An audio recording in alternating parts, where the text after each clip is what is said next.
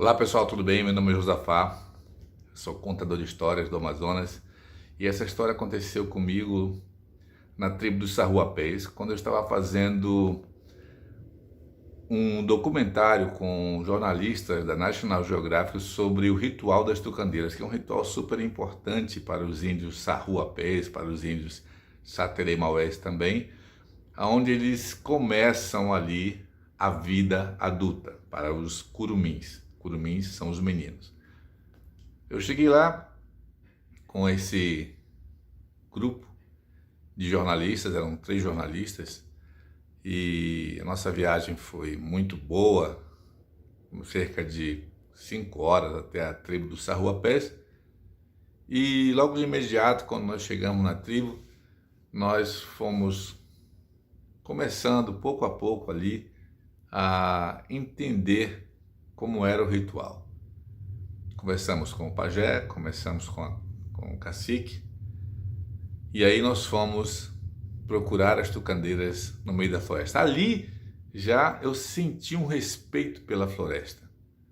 Quando eles chegaram, eles começaram a tocar uma flauta que se chama hu-hu. Essa flauta, quando eles começam a tocar no meio da floresta, é pedindo licença para a Mãe Natureza, para poder entrar na floresta, para avisá-la que são eles, que eles não vão maltratar nenhum animal e o que eles utilizarem são para seus rituais, para seu dia a dia. Depois que eles coletaram as formigas, voltaram para a aldeia, ali eles embebedaram as formigas com folha de caju, caju-arana, que é um caju que é do mato, embebeda as formigas. Depois disso, foram colocando uma a uma dentro de uma luva feita de palha. Essa luva cabe mais ou menos umas 50 a 80 formigas, elas ali adormecidas. Depois o pajé veio com um fumo, assoprou e elas acordaram. É algo impressionante. Bom, o curumim, para começar a fazer esse ritual, ele tem mais ou menos uns 8 anos. 8 anos ele começa a fazer um ritual, e esse é o primeiro de 22 rituais. Gente, mas a história intrigante não está aí.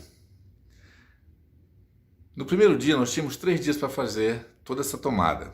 No primeiro dia, um dos jornalistas se sentiu mal. Foi o John, não me lembro o nome dele.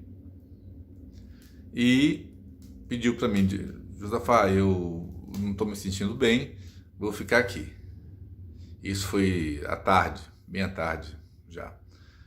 Depois de um dia muito desgastante, né, para eles ali, mas nós tínhamos 5 pessoas cuidando deles, dando água, dando alimento, carregando as coisas lá. Tinham 2 tradutores com eles, eu e meu amigo Rodolfo. Bom, mas ele se sentiu mal. Dormiu, acordou, ficou ali mesmo, mas aí outros se sentiu mal também. Foi impressionante porque eu fiquei assim, perguntando para mim mesmo o que teria acontecido com eles. Seria comida, seria bebida, porque nós estávamos tomando e bebendo da mesma água, comendo a mesma comida, eram 5 pessoas à disposição deles. Mas quando nós chegamos lá, teve, é claro, aquele alvoroço da tribo indígena, e eles levaram muitos equipamentos diferentes, girafas, corta-sol, corta-luz, muitas coisas diferentes. Os índios nunca tinham visto aquilo. E os curumins que estavam lá estavam completamente extasiados, assim, tentando descobrir o que era aquilo. Mas logo, a pajé disse: vocês não podem mexer em nada que está aí. Vocês não podem tocar em nada. E eles se sentiram acuados. Bom, nós voltamos para Manaus porque já tinham 2 doentes. Eu falei com a pajé e disse, a pajé Dona Bacu, a tribo dos Sarrus, e disse que não tinha condições de identificar no segundo dia. Nós iríamos para Manaus e cuidaríamos dos dois e depois voltaríamos. Chegando em Manaus, fomos direto para o pronto-socorro. Lá o médico falou que era uma desidratação. Mas uma desidratação a gente estava cuidando, estava dando água, estava... Simplesmente, os três ficaram desidratados. Os três. Mas algo me intrigou quando eu estava saindo da aldeia. A pajé chegou comigo e disse: você pode ir, Josafá, e amanhã você vai voltar. Eu sei o que foi que aconteceu. E eu fiquei pensando naquilo. Quando nós voltamos no outro dia, ela estava lá nos esperando. E eu, lógico, perguntei para ela: dona Bacu, nós voltamos como a senhora falou. Agora, algo me intriga bastante. O que foi que realmente aconteceu? Porque a senhora sabia o que era e sabia que nós iríamos voltar hoje. Então ela falou: Josafá, quando o seu grupo de jornalistas chegou aqui cheio das suas coisas, essas ferramentas diferentes, os curumins que estavam aqui estavam loucos para mexer nas coisas, loucos para pegar, para tocar, e eles foram proibidos. A partir dali, eles olharam os jornalistas com outros olhos e começaram a brincar com o espírito deles. Começaram a brincar com o espírito daqueles visitantes. Aquilo me deixou completamente extasiado, porque eu já escutei muita coisa que alguns feiticeiros, algumas pessoas conseguem fazer isso, né?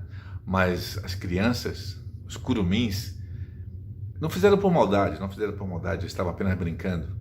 Mas nessa brincadeira, os espíritos dos jornalistas estavam muito fragilizados e nós tivemos que voltar para Manaus porque eles ficaram desidratados. Logo a pajé Bacu falou para mim: não se preocupe, porque eles não vão mais tirar esse tipo de brincadeira. Eu os proibi de tirar esse tipo de brincadeira e você pode continuar. Bom, foi interessante porque a partir dali os jornalistas tiveram um outro olhar para os curumins, para as cunhantãs que estavam lá, deram muito mais atenção, tiraram fotos, fizeram vídeos diferentes, e em vez de nós passarmos 3 dias, nós passamos 5 dias ali. E eu fiquei imaginando, sabe, o respeito à ecologia. Talvez eles tivessem ficado com medo daqueles homens tentarem fazer algo de mal para a floresta com tantos equipamentos, eles não sabiam o que era. Mas a pajé conversou com eles e disse que eles eram amigos. Pois é, essa é a história que eu queria contar para vocês, falando sobre os espíritos da floresta e a força dos curumins. Vá com cesse.